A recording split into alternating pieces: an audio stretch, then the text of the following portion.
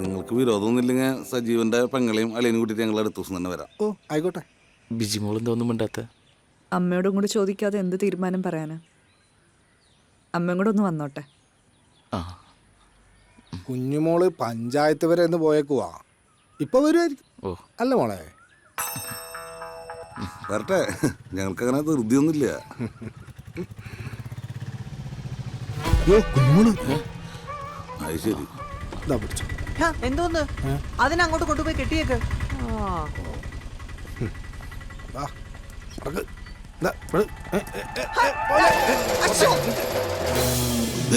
ഇതൊരു ചാൻസ് ആണ്. നല്ല ആക്റ്റീവ്. ഇംപ്രഷൻ ഇത് പോത്തോറപ്പിക്ക്.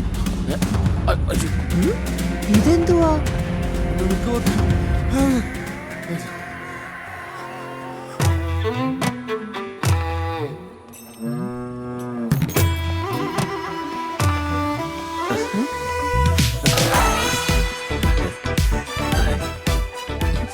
നല്ല ആക്റ്റീവ് ഞാൻ നന്നായിട്ട് ഓടി.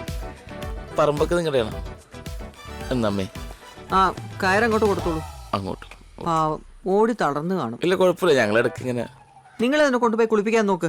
വല്ല കഴിക്കാനും കൊടുക്കണേ. വേണ്ട, ഞങ്ങൾ പാവം വിശക്കുന്നുണ്ടാവും. പോത്തിനായിരുന്നു. ചെല്ലടാ. അല്ല നിങ്ങളൊക്കെ ആരാ? ഞങ്ങൾ കല്യാണാലോചനയായിട്ട് വന്നതാ.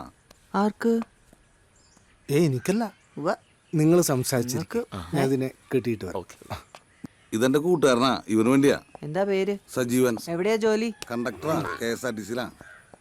ആ ഇക്കാലത്ത് സർക്കാർ ജോലി എന്നൊക്കെ പറയാനേ പറ്റൂ. ശരി, ഞാൻ കാര്യങ്ങളൊക്കെ ഒന്ന് അന്വേഷിക്കട്ടെ. ആ പക്ഷേ എനിക്കൊരു കണ്ടീഷൻ ഉണ്ട്.